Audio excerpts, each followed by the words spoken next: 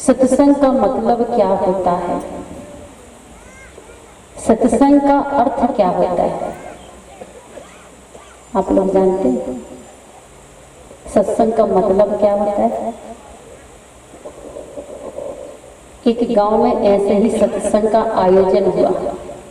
तो जैसे आप लोग अपनी बेटी को, दीदी को, बुआ को, मामी को, भाभी को फोन करके बुलाए कि हमारे गांव में सत्संग है, आ जाइए।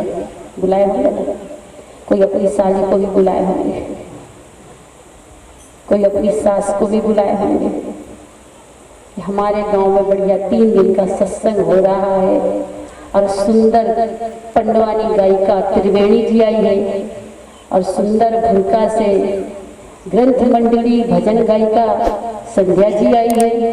तो ऐसे आपने फोन करके बुलाया होगा। ऐसे ही एक महिला का बेटा बिलासपुर में पढ़ता था। उसने अपने बेटा को फोन करी, बेटा 3 दिन का सत्संग है, छुट्टी लेके आ जाओ। बेटा आ गया। लेकिन आजकल बेटों को सत्संग अच्छा नहीं लगता, आजकल के बच्चे को। यहाँ देखिए जवान बहुत कम मिलेंगे, 40 से ज्यादा वाले ज्यादा मिलेंगे। 40 से कम और 20 और 40 के बीच की जो उम्र होती है ना, बड़ी खतरनाक होती है। उस समय ये सत्संग वगैरह नहीं सुहाता, अच्छा नहीं लगता। मतलब उस समय तो कुछ वो रंगारंग प्रोग्राम होना चाहिए, कुछ नाचा पार्टी हो जाए, कुछ नौटंकी हो जाए, नाटक हो जाए। छत्तीसगढ़ में छत्तीसगढ़िया नाटक चलता, बिहार में भोजपुरी नाटक चलता है, सब जगह अलग अलग चलता है। एमपी में बुंदेलखंडी चलता है। उस सब जगह का अलग अलग अपनी भाषा में ज्यादा अच्छा लगता है कॉमेडियन। लेकिन माँ बाप सोचते हैं कि ये सत्संग ज्यादा बच्चों को, जवान बेटा बेटी को सुनना चाहिए ताकि वो अपना सुधार कर सके, अच्छी रास्ता पर चल सके, अच्छी दिशा पर चल सके, कहीं भटके ना। क्योंकि भटकने का ज्यादा चांस ये 20 से 40 के बीच ही होता है। 50 के बाद में नहीं, कम होता है। कोई अलग बात है कि 50 के बाद भी भटक जाता है। मन की तो बड़ी महिमा अपरंपार है। एक दिन न्यूज देख रही तो मैं कभी कभी मोबाइल में न्यूज देख लेती हूँ। अब मैं ऐसा नहीं चाहती कि ये चीज मिले, लेकिन अपने आप मोबाइल में आ जाता है, अपने आप। आप लोगों ने भी खोला होगा मोबाइल, तो जो चीज नहीं देखना चाहिए वो भी सामने आ जाता है।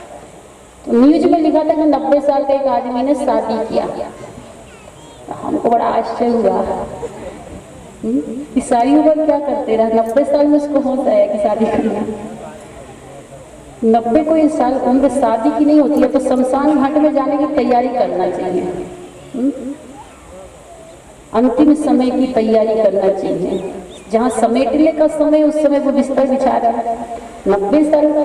बड़ा आश्चर्य हुआ कि धन्य है महिमा माया की, 90 साल को भी नहीं छोड़ती। माँ ने अपने बेटा को गांव में बुला ली कि भैया परस्कुल में बढ़िया सत्संग हो रहा है, आ जाओ। दूर दूर से सब आ रहे हैं। बेटा आ गया। पहला दिन सत्संग का शुरू हुआ तो लोग को मन होता आज तो शुरुआत है। बहुत लोग पहले दिन नहीं आते, पहले दिन सत्संग में कम भीड़ होती। लोग सोचते हैं अगर 9 दिन की भागवत है ना, तो पहला दूसरा दिन तो बिल्कुल जाएंगे ही नहीं, ये तो शुरुआत हुई है। रुक्मणी विवाह होगा, रासलीला होगा, या जन्मदिन होगा, या कुछ होगा, कुछ विशेष दिन होगा जब 7वें 8वें 9वें दिन जाए। 9 दिन कोई मुश्किल से कोई जाता होगा। तो माँ ने बुलाया तो बेटा आ तो गया। अब पहले दिन सत्संग शुरू भी हो गया। तो माँ ने कहा बेटा मैं सत्संग में जा रही हूँ, आप भी चले आना। और सत्संग में जाओगे तो कुछ सेवा का काम भी कर देना, पानी बांटना, पत्तल उठाना, पत्तल बांटना, दरी बिछाना, कुछ ना कुछ सेवा का काम जरूर कर देना। बेटा ने कहा हाँ माँ आप जाओ, मैं आता हूँ। माँ जी बोल के आ गई सत्संग में।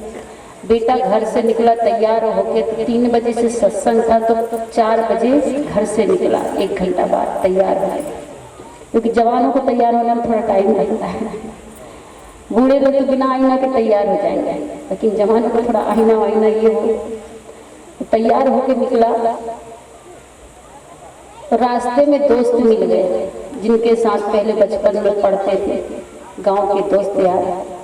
कहा कहाँ जा रहे हो, बहुत दिन में आए हो। कहा सत्संग में। माँ ने कहा ये उम्र कोई सत्संग करने की है, अभी तो पूरी उम्र बड़ी है। सत्संग हम लोगों के लिए नहीं, बूढ़े बूढ़े लोगों के लिए है, जो बूढ़े हो गए उन लोगों के लिए, दादी लोगों के लिए, माँ बाप के लिए। हम लोगों के लिए थोड़ी सत्संग है।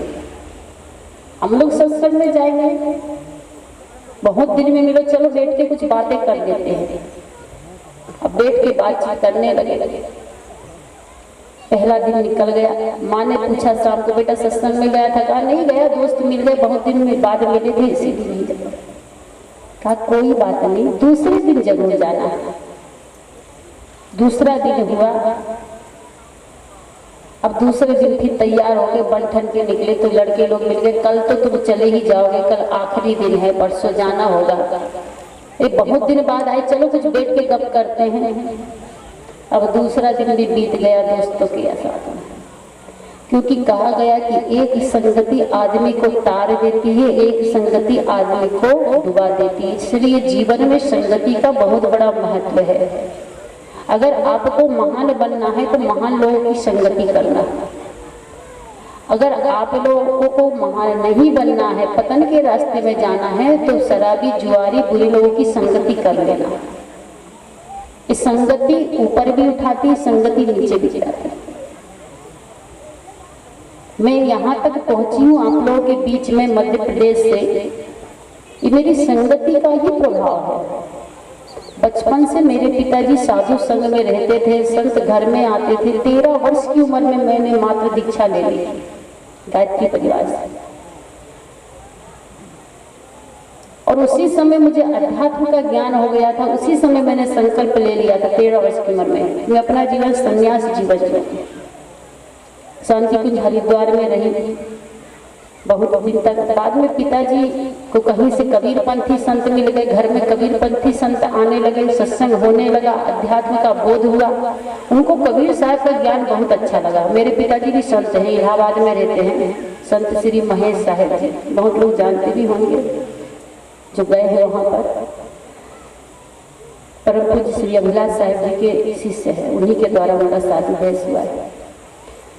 तो पिताजी संत के सेवा करने की बड़े भक्ति श्रद्धा उनके अंदर थी। कोई भी संत आ गए, गांव में मिल गए, कहीं मिल गए तो पकड़ के ले आए। और हम अपने गांव के सिर्फ एक ही घर के कबीर पंथ थी पूरे गांव में, तहसील में कहा जाए, क्योंकि उधर कबीर पंथ का प्रचार नहीं जितना छत्तीसगढ़ में। उधर तो जिला में 2-4 होता है जिला में, यहाँ तो आधा गांव से ज्यादा। यहाँ लोग बता रहे कि साहब जी 90% तो कबीर पंथी है। धन्य ये भारत भूमि, धन्य ये छत्तीसगढ़, और धन्य ये परसपुर, जहाँ पर 90% लोग कबीर पंथी। तो धीरे धीरे कबीर साहब के ज्ञान से हम लोग प्रभावित हुए कि कबीर साहब का ज्ञान वैज्ञानिक ज्ञान है, अंधविश्वास से भरा है, प्रैक्टिकली ज्ञान है। बड़ा अच्छा लगा। तो धीरे धीरे हम लोग पीले से वाइट में रंगे, सफेद हो गए। यहाँ तक पहुँचने का सफर मेरा सिर्फ संगति है कि घर में साधु संत आते थे, सत्संग होता था, मैं सेवा करती थी, भोजन बना के खिला देना, पानी भर देना, कपड़े धो दे देना। बच्चे थे तो चलो बेटी कपड़े धो दो। बूढ़े बूढ़े संत आते थे, 8-10 दिन 15 दिन पड़े रहते थे, तो हम लोग बस सेवा करते रहते थे। अच्छा लगता था भजन सुनना, उनसे प्रवचन सुनना। तो बचपन में ही मुझे वैराग्य हो गया। और गुरुदेव जी की 2 पुस्तक पढ़ी मैंने, शाश्वत जीवन वैराग्य से भरी हुई है, मोक्ष शास्त्र, भाव ज्ञान। ये 2-3 ग्रंथ में 10वीं क्लास में थी उस समय पढ़ी, और 12वीं पास करने के बाद तो फिर मेरे अंदर जैसे जलबिन मीन तड़पती है ना, ऐसे लगता था मैं कब घर छोड़ के कहाँ भाग जाऊं। मुझे कहीं का एड्रेस नहीं पता था, ना छत्तीसगढ़ का पता था ना कहीं का। तो पहले मेरे गांव में सब आसाराम बापूजी के शिष्य थे। छिंदवाड़ा में 200 एकड़ जमीन है, आसाराम बापूजी का 200 एकड़ जमीन में आश्रम बना हुआ। तो हम लोग कभी कभी महीने में पास में था तो जाया करते थे सत्संग सुनने। उस समय वो फेमस संत थे उस समय की बात बता रही हूँ। तो सत्संग में हम लोगों का एक स्वभाव था, संत कोई भी हो, चाहे किसी भी पंथ को हो, हमको सत्संग में जाना है। सत्संग से मतलब क्या है क्या नहीं, ज्ञान लेते थे हम लोग, चाहे वो कबीर पंथ का, चाहे गायत्री परिवार का, चाहे ओम शांति ब्रह्म कुमारी संस्था का, कोई भी। अभी भी मेरा स्वभाव, हर आश्रम में जाती मैं, हर ट्रस्ट, हर संस्था, हर मत, हर पंथ में। तो सत्संग सुनती थी तो मुझे ऐसा लगता था कि मैं इसी आश्रम में रह जाती। कई बार मैं पत्र लिखी, लेकिन घर के लोगों को तो और ही मंजूर था। घर के लोग चाहते थे कि शादी कर दें, क्योंकि हम लोगों के यहाँ समाज में, हम लोगों के राज्य में कोई शादी भी नहीं बनती।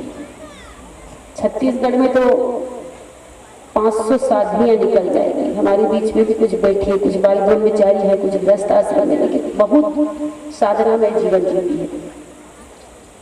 एमपी में ऐसा नहीं होता। तो कुछ विरोध हुआ, जब बात रखी मैंने कि मैं शादी नहीं करूंगी, साधु बनूंगी, तो विरोध हुआ परिवार में, समाज में, कि नाक कटाएगी साधु बन के। साधु नहीं बनना, शादी करना है। शादी करने से नाक बढ़ जाती, डबल हो जाती है। मुझे लगा कि चाहे सूली में चढ़ा दे, चाहे जहर दे दे, पर शादी तो नहीं करूंगी। चाहे जो सजा दे दे समाज परिवार, मुझे सब मंजूर है, पर मैं शादी नहीं करूंगी। पर जाऊं तो कहाँ जाऊं, मुझे तो कहीं का एड्रेस नहीं पता। सिर्फ अभिलाष साहब जी का कैसेट में प्रवचन सुनते, तब वो टेप वाला चलता था, गोल गोल कैसेट सुनती थी। आजकल तो मोबाइल है, जिसका कहो बोलो सब प्रस्तुत, बोलने से सब कुछ होगा। पहले वो सब सिस्टम नहीं था। घर में कैसेट बज जाती थी, सुन लेते थे, पुस्तक पढ़ती थी ज़्यादा। लेकिन घर में सदग्रंथ, सभी मत के, सभी धर्म के, सभी संप्रदाय के घर में पुस्तक थी, लगभग 5000 पुस्तक। पिताजी का कमरा ही लाइब्रेरी था पूरा। तो पुस्तक पढ़ने का स्वभाव था। पिताजी समझदार थे। पिताजी का कहना था कि बेटी चाहे जो बनना चाहे, शादी करेगी तो मैं इसमें सहयोग दूंगा, संत बनेगी तो मैं इसमें सहयोग दूंगा। लेकिन माँ नहीं। एक दिन गुस्सा में माँ से हमने कह दिया, मम्मी ये बताओ, शादी करके बहुत सुख मिलता है क्या? आपसे हम प्रश्न कर रहे, बताओ। और मिलता होना तो एक एक शादी और कर लेना। गुस्सा आ गई, मतलब कि पीछे लगे नहीं, शादी करेंगे, शादी करेंगे, कितना सुख मिलता है। 4 बेटा बेटी कोई सुख देंगे? कोई नहीं देगा। बेटियां ससुराल चली जाएगी, बेटा बहू को लेकर अलग हो जाएगा, आराम से रहना पड़ेगा। सब हम सब स्वार्थ से तुम्हारे बेटा बेटी बने, हम सब अपने मतलब से संसार में आए। तुम्हारे मतलब से नहीं आए, हम अपने मतलब से संसार में आए हैं। ये मत सोचना कि हमारा मतलब से आप पैदा करें ना, हम अपने मतलब से, हमारे प्रारब्ध से, हमारे नसीब से, हमारे भाग्य से हम आपके बेटा बेटी हैं। लेकिन हमारी भी कुछ इच्छा है। माँ की इच्छा नहीं थी कि साध्वी बन जाए, लेकिन पिताजी समझदार थे। पिताजी ने सहयोग कहा कि मेरी बेटी के साथ में जबरदस्ती नहीं करूंगा, वो जो बनना चाहे, जो करना चाहे, उसकी खुशी जिसमें हो। हमने कहा पिताजी से हम साधु बनना चाहते। पिताजी ने कहा सोच लो कि बहुत साधारण जीवन नहीं साधु का, तलवार की नोक में चलना है, सुई की नोक में चलना, पदे पदे में दुख है, संकट है, और फिर तुम लड़की हो, सोच लो खूब। मैं ये नहीं कह रही कि नहीं बनो, खूब सोच लो। फिर एक बार बनना तो फिर पलट के संसार को मत देखना। एक बार हम उल्टी कर लेते हैं तो उस उल्टी को पलट के नहीं देखते। हमको कभी उल्टी हो गई तो उसको पलट के देखने का मन नहीं करता, लेकिन कुत्ता होता है अपनी ही उल्टी को चाटता है। तो पिताजी ने उदाहरण दिया कि कुत्ता का स्वभाव होता है, उल्टी हो जाती कुत्ता को तो वो उस उल्टी को फिर दोबारा चाटता है। तो कुत्ता जैसा स्वभाव नहीं होना चाहिए। जिस संसार को त्याग दोगी, जिस संसार से वैराग्य ले लिए, संन्यास ले लिए, उस संसार में दोबारा फिर मन को मत लगाना। हमने पिताजी को वचन दिए कि प्राण जाए पर वचन न जाए, आप निश्चिंत रहिएगा। इलाहाबाद सबसे पहले आए, घूमने गए थे, जैसे आप लोग आए हुए अभी, ऐसे हम भी गए थे इलाहाबाद वार्षिक अधिवेशन। पिताजी गांव के कुछ और भक्त लोग सब मिलजुल के, और पहली बार अभिलाष साहब जी का दर्शन वही किया। तो गुरुजी ने पूछे, बेटा कोई जीवन में कुछ तकलीफ हो, कुछ प्रश्न हो तो पूछो। हमने कहा गुरुजी हमने तकलीफ क्या है ये तो नहीं देखा है, क्योंकि घर में सब संपन्न है। 3 किराना की दुकान, साड़ी शोरूम, हार्वेस्टर, सारा चीज है, खेती किसानी, मतलब संपन्न है। हमको दुख क्या चीज होती हम आज तक नहीं जानते, लेकिन हमारे जीवन में एक ही चिंता का विषय है कि हम चाहते हैं साध्वी जीवन जिए, आश्रम में रहे। घर वाले चाहते हैं कि शादी करे, संसारी जीवन जिए। तो गुरु जी कहे कि कोई बात नहीं, साधु बनना चाहते हो? कहे हाँ।